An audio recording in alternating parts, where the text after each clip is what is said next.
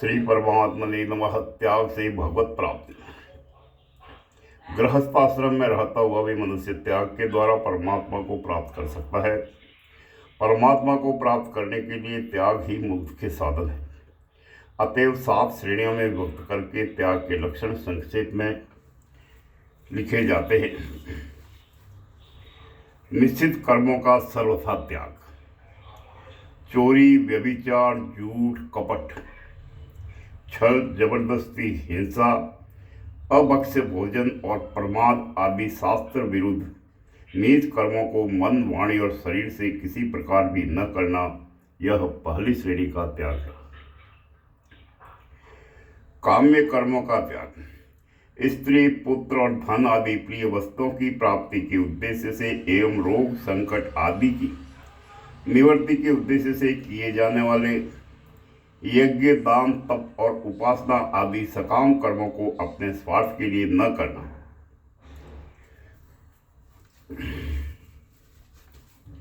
यदि कोई लौकिक अथवा शास्त्रीय ऐसा कार्य कर्म संयोगवश प्राप्त हो जाए जो कि सर्व रूप से तो सकाम हो, परंतु उसके न करने से किसी को कष्ट पहुंचता हो, या कर्म उपासना की परंपरा में किसी प्रकार की बाधा आती हो, तो स्वार्थ का त्याग करके केवल लोक संग्रह के लिए उनका कर लेना सकाम कर्म नहीं है।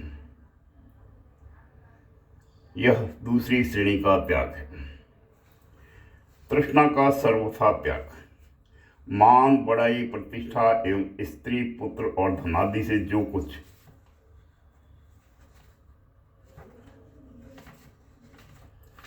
भी अनित्य पदार्थ प्रारब्ध के अनुसार प्राप्त हुए हो, उनके बढ़ने की इच्छा को भगवत प्राप्ति में बाधक समझकर उसका त्याग करना, यह तीसरी श्रेणी का त्याग है। स्वार्थ के लिए दूसरों से सेवा कराने का त्याग। अपने सुख के लिए किसी से भी धन आदि पदार्थों की अथवा सेवा करने की याचना करना एवं बिना याचना के दिए हुए पदार्थों को या की हुई सेवा को स्वीकार करना तथा किसी प्रकार भी किसी से अपना स्वार्थ सिद्ध करने की मन में इच्छा रखना इत्यादि जो स्वार्थ के लिए दूसरों से सेवा कराने के भाव है, उन सब का त्याग करना। यदि कोई ऐसा अवसर योग्यता से प्राप्त हो जाए कि शरीर संबंधी सेवा अथवा भोजन आदि पदार्थों के स्वीकार न करने से किसी को कष्ट पहुंचता हो या लोक शिक्षा में किसी प्रकार की बाधा आती हो, तो उस अवसर पर स्वार्थ का त्याग करके केवल उनकी प्रीति के लिए सेवा आदि का स्वीकार करना दोषयुक्त नहीं है। क्योंकि स्त्री, पुत्र और नौकर आदि से की हुई सेवा एवं बंधु बांधव और मित्र आदि द्वारा दिए हुए भोजन आदि पदार्थ स्वीकार न करने से उनको कष्ट होना एवं लोक मर्यादा में बाधा पड़ना संभव है। यह चौथी श्रेणी का त्याग है। संपूर्ण कर्तव्य कर्मों में आलस्य और फल की इच्छा का सर्वथा त्याग। ईश्वर की भक्ति, देवताओं का पूजन, माता पिता आदि गुरुजनों की सेवा, यज्ञ, दान, तप तथा वर्णाश्रम के अनुसार आजीविका द्वारा गृहस्थ का निर्वाह एवं शरीर संबंधी खान पान इत्यादि जितने कर्तव्य कर्म है, उन सब में आलस्य का और सब प्रकार की कामना का त्याग करना। ईश्वर भक्ति में आलस्य का त्याग। अपने जीवन का परम कर्तव्य मानकर परम दयालु, सबके सुहृद, परम प्रेमी, अंतर्यामी परमेश्वर के गुण, प्रभाव और प्रेम की रहस्यमय कथा का श्रवण, मनन और पठन पाठन करना तथा आलस्य रहित होकर उनके परम पुनीत नाम का उत्साहपूर्वक ध्यान सहित निरंतर जप करना। दूसरा, ईश्वर भक्ति में कामना का त्याग। इस लोक और परलोक के संपूर्ण भोगों को क्षणभंगुर, नाशवान और भगवान की भक्ति में बाधक समझकर किसी भी वस्तु की प्राप्ति के लिए न तो भगवान से प्रार्थना करना और न मन में इच्छा ही रखना तथा किसी प्रकार का संकट आ जाने पर भी उसके निवारण के लिए भगवान से प्रार्थना न करना, अर्थात हृदय में ऐसा भाव रखना कि प्राण भले ही चले जाए, परंतु इस मिथ्या जीवन के लिए विशुद्ध भक्ति में कलंक लगाना उचित नहीं है। जैसे भक्त प्रहलाद ने पिता द्वारा बहुत सताए जाने पर भी अपने कष्ट निवारण के लिए भगवान से प्रार्थना नहीं की। अपना अनिष्ट करने वाले को भी भगवान तुम्हारा बुरा करे इत्यादि किसी प्रकार के कठोर शब्दों से श्राप न देना और उनका अनिष्ट होने की मन में इच्छा भी न रखना। भगवान की भक्ति के अभिमान में आकर किसी को वरदान आदि भी न देना, और जैसे कि भगवान तुम्हें अयोग्य करे, भगवान तुम्हारा दुख दूर करे, भगवान तुम्हारी आयु बढ़ावे इत्यादि। पत्र व्यवहार में भी सकाम शब्दों का लिखना, अर्थात जैसे उठे उठे श्री ठाकुर जी सहाय छे, ठाकुर जी बिक्री चलासी, ठाकुर जी वर्षा करसी, ठाकुर जी आराम करसी इत्यादि।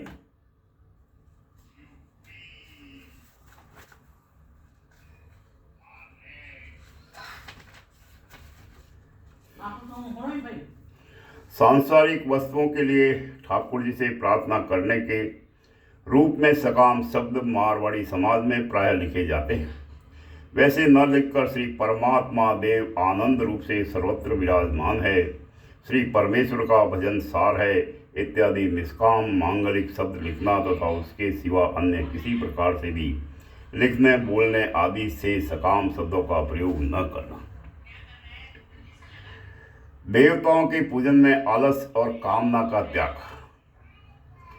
शास्त्र मर्यादा से अथवा लोक मर्यादा से पूजने के योग्य देवताओं को पूजने का नियत समय आने पर उनका पूजन करने के लिए भगवान की आज्ञा है एवं भगवान की आज्ञा का पालन करना परम कर्तव्य है, ऐसा समझकर उत्साह पूर्वक विधि के सहित उनका पूजन करना है। उनसे किसी प्रकार की भी कामना न करना। उनके पूजन के उद्देश्य से रोकड़ वही खाते आदि में भी सकाम शब्द न लिखना, अर्थात जैसे मारवाड़ी समाज में नए बसने के दिन अथवा दीप मालिका के दिन श्री लक्ष्मी जी का पूजन करके श्री लक्ष्मी जी लाभ मोकड़ो देसी, भंडार भरपूर लावसी, रिद्धि सिद्धि करसी, श्री काली जी के आश्रय, श्री गंगा जी के आश्रय इत्यादि बहुत से सकाम शब्द लिखे जाते हैं। वैसे न लिखकर श्री लक्ष्मी नारायण जी सब जगह आनंद रूप से विराजमान है तथा बहुत आनंद और उत्साह के सहित श्री लक्ष्मी जी का पूजन किया इत्यादि निष्काम मांगलिक शब्द लिखना और नित्य रोकड़ नकल आदि के आरंभ करने में भी उपरोक्त रीति से ही लिखना। माता पिता आदि गुरुजनों की सेवा में आलस्य और कामना का त्याग। माता पिता आचार्य एवं और भी जो पूजनीय पुरुष वर्ण आश्रम अवस्था और गुणों में किसी प्रकार भी अपने से बड़े हो, उन सब की सब प्रकार से नित्य सेवा करना और उनको नित्य प्रणाम करना मनुष्य का परम कर्तव्य है। इस भाव को हृदय में रखते हुए आलस्य का सर्वथा त्याग करके निष्काम भाव से उत्साह पूर्वक भगवत आज्ञा अनुसार उनकी सेवा करने में तत्पर रहना। यज्ञ दान और तप आदि शुभ कर्मों में आलस्य और कामना का त्याग। पंच महायज्ञ ये है देव यज्ञ, अग्निहोत्रादि, ऋषि यज्ञ, वेद पाठ, संध्या, गायत्री इत्यादि, पितृयज्ञ, तर्पण, श्राद्ध आदि, मनुष्य यज्ञ, अतिथि सेवा और भूत यज्ञ, बलि, वेद।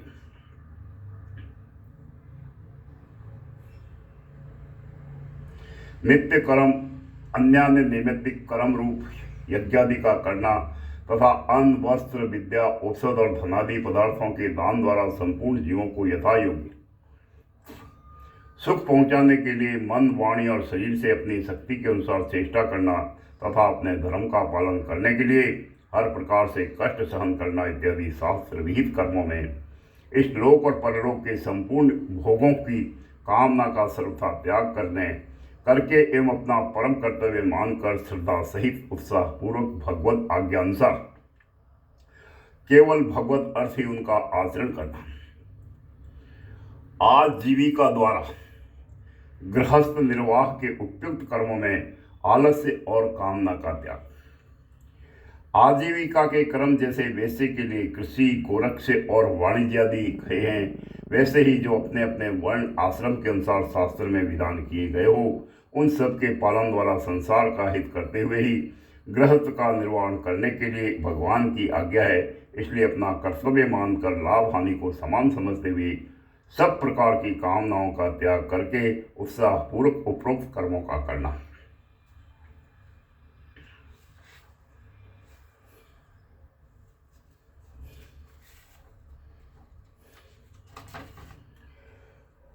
शरीर संबंधी कर्मों में आलस्य और कामना का त्याग। शरीर निर्वाह के लिए शास्त्रोक्त से भोजन, वस्त्र और औषध आदि के सेवन रूप जो शरीर संबंधी कर्म है, उनमें सब प्रकार के भोग विलास की कामना का त्याग करके एवं सुख दुख, लाभ हानि और जीवन मरण आदि को समान समझकर केवल भगवत प्राप्ति के लिए ही योग्यता के अनुसार उनका आचरण करना। उपरोक्त 4 श्रेणियों के त्याग सहित इस 5वीं श्रेणी के त्याग अनुसार संपूर्ण दोषों का और सब प्रकार की कामनाओं का नाश होकर केवल एक भगवत प्राप्ति की ही तीव्र इच्छा का होना ज्ञान की पहली भूमिका में परिपक्व अवस्था को प्राप्त हुए पुरुष के लक्षण समझने चाहिए। छठा है, संसार के संपूर्ण पदार्थों में और कर्मों में ममता और आसक्ति का सर्वथा त्याग। धन, भवन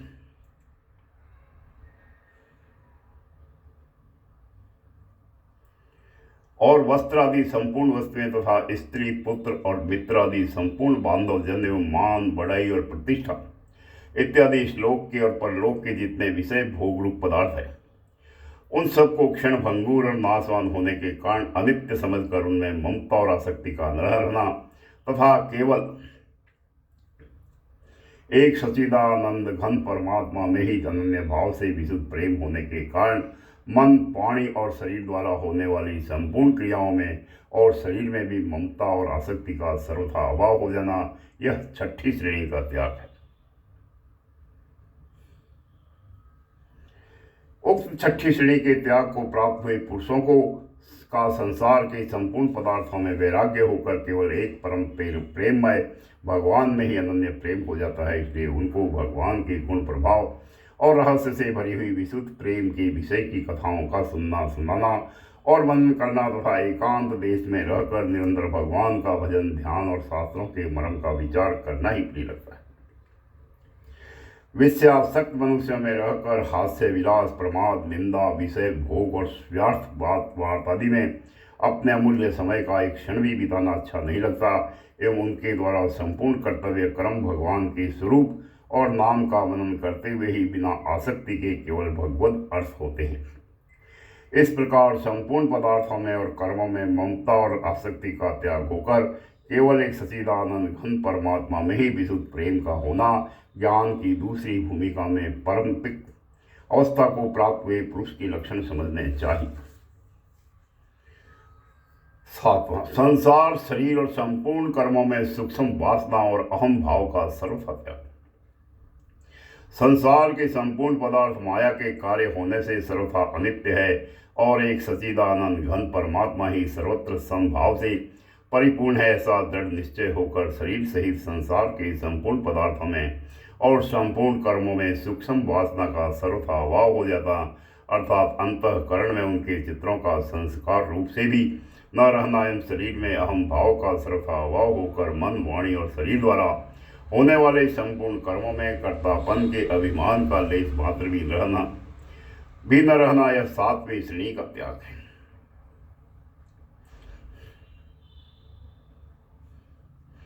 इस 7वीं श्रेणी के त्याग रूप पर वैराग्य को प्राप्त हुए पुरुषों के अंतःकरण की वृत्तियां संपूर्ण संसार से अत्यंत उपराम हो जाती है। यदि किसी काल में कोई सांसारिक फुरना हो भी जाती है तो भी उसके संस्कार नहीं जमते, क्योंकि उनकी एक सच्चिदानंद घन वासुदेव परमात्मा में ही अनन्य भाव से गाढ़ स्थिति निरंतर बनी रहती है। इसलिए उनके अंतःकरण में संपूर्ण अवगुणों का अभाव होकर अहिंसा, सत्य, असत्य, ब्रह्मचर्य, अपेशुनता, लज्जा, अमानित्व, निष्कपटता, सोच, संतोष, तितिक्षा, सत्संग, सेवा, यज्ञ, दान, तप, स्वाध्याय, सम, दम, विनय, आर्जव, दया, श्रद्धा, विवेक, वैराग्य, एकांतवास, अपरिग्रह, समाधान, उपरामता, तेज,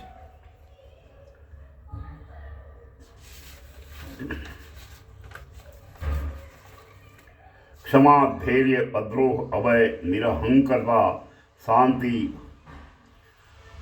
और ईश्वर में अनन्य भक्ति इत्यादि सद्गुणों का आविर्भाव अब स्वभाव से ही हो जाता है। इस प्रकार शरीर सहित संपूर्ण पदार्थों में और कर्मों में वासना और अहम भाव का अत्यंत अभाव होकर एक सच्चिदानंद घन परमात्मा के रूप में ही एक ही भाव से नित्य निरंतर दृढ़ स्थिति रहना ज्ञान की तीसरी भूमिका में परिपक्व अवस्था को प्राप्त हुए पुरुष के लक्षण। उपरोक्त गुणों में से कितने ही तो पहली और दूसरी भूमिका में ही प्राप्त हो जाते हैं, परंतु संपूर्ण गुणों का आविर्भाव तो प्रायः तीसरी भूमिका में ही होता है, क्योंकि यह सब भगवत प्राप्ति के अति समीप पहुंचे हुए पुरुषों के लक्षण एवं भगवत स्वरूप के साक्षात ज्ञान में हेतु है। इसलिए श्री कृष्ण भगवान ने प्रायः इन्हीं गुणों को श्री गीता जी के 13वें अध्याय में श्लोक 7 से 11 तक ज्ञान के नाम से तथा 16वें अध्याय में श्लोक 1 से 3 देवी संपदा के नाम से कहा तथा उक्त गुणों की शास्त्रकारों ने सामान्य धर्म माना है। इसलिए मनुष्य मात्र का ही इनमें अधिकार है। अतः उपरोक्त सद्गुणों का अपने अंतःकरण में आविर्भाव करने के लिए सभी को भगवान के शरण होकर विशेष रूप से प्रयत्न करना चाहिए। बोल सियावर सच्चिदानंद भगवान की जय। बोल श्री कृष्ण कन्हैया लाल। उपसंहार। इस लेख में 7 श्रेणियों के त्याग द्वारा भगवत प्राप्ति का होना कहा गया है।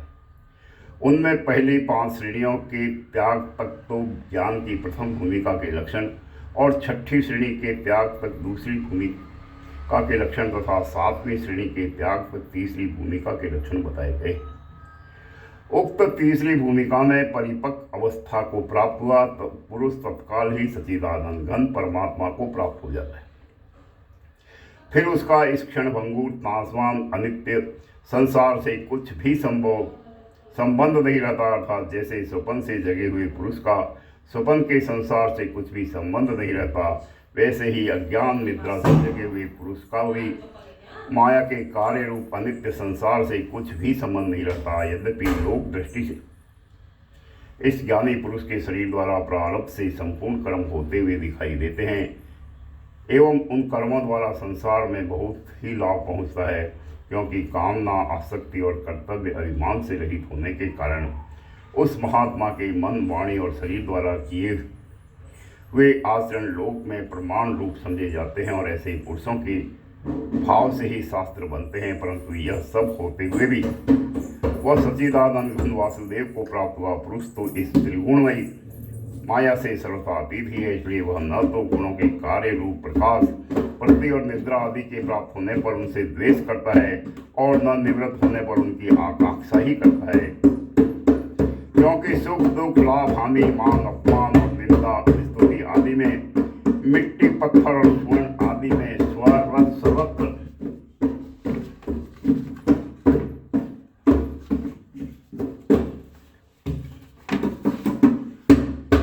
उसका संभाव हो जाता है। इसलिए उस महात्मा को न तो किसी प्रिय वस्तु की प्राप्ति और अप्रिय की निवृत्ति में हर्ष होता है और न किसी अप्रिय की प्राप्ति और प्रिय के वियोग में शोक ही होता है।